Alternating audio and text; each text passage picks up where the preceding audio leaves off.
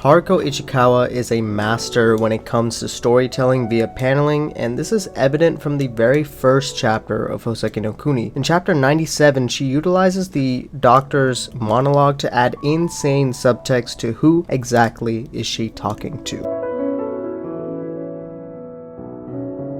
This isn't the first time that Ichikawa has used this type of technique before. Back in chapter 39, when Cairngorm talks to Fos about the loss of partners, they state that they're just tired of praying, with this shot of Kongo hovering hands as they can't pray instead of just being tired of doing it. Obviously, the audience doesn't understand why Kongo is shown here back when this chapter was originally released, as the necessary context doesn't come until chapter 80 as to why Kongo does not pray. This type of manga technique is not just reserved for Ichikawa. Here is a really amazing video by Joe from Pause and Select that talks about how a monologue, like the one in chapter 97, changes meaning the more you look at it. Of the 16 pages of the chapter, half of them are taken by this monologue of Doctor, and we have roughly the same amount bookending the motif of the eye opening and closing. All of this interplay gives us enough to speculate that the Doctor was indeed talking to Fos directly, but where exactly did that start?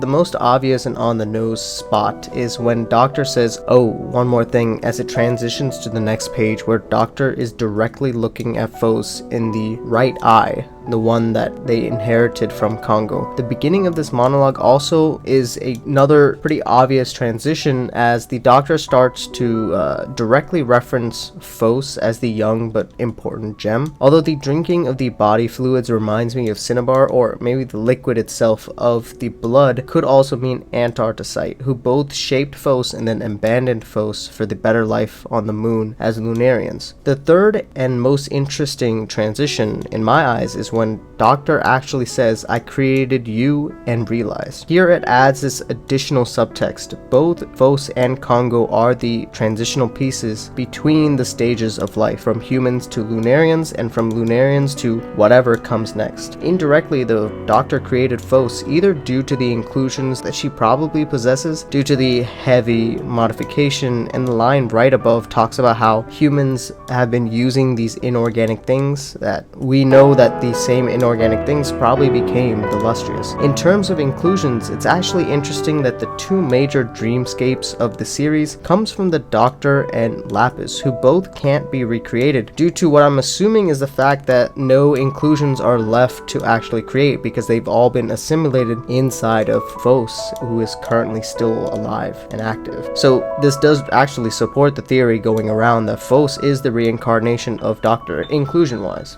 If we go to the beginning of the monologue as the switch between Fos and Kongo, it adds an additional layer for the line, "Forgive me for having to leave you," as both Fos and Kongo didn't really have much say of their lives. Fos was puppeteered their entire life due to Enma or the restrictions placed by the Gem Society, fueling their boredom, which led Emma to pick them up. Kongo was given maybe too much freedom at the beginning as a box, and then was really restricted. It was actually for the sole purpose. It wasn't because to help the humans, it was for burning that metaphorical bridge, as what we know is while Kongo failed to do this part by growing attachment to the bone of the humans, Fos is positioned, especially with the loving kiss of the Doctor, is positioned to break out of that cycle and end what is left, the soul of the humans. The way that the wind is used in the series is interesting as it carries meaning to the speech bubbles in this chapter. Anything outside of the border can be viewed as speaking to Fos because of the blowing of the winds, while the confines of the outlines, whether it's the windowsill or the outline of the eye, or the confines of the panel itself, because this is exactly how Kongo was designed as well, filled with these ridiculous restrictions. Humans are yucky is directed directly to Fos, while the changing part of the double spread might refer to Fos, the isn't it is actually towards Kongo in that spread. Short and simple, but yeah, what will actually come next? How relevant will this Doctor be? Is Fos even in control? I'm really excited for 98, especially the fact that Ichikawa will always continue to outplay whatever I come up with. So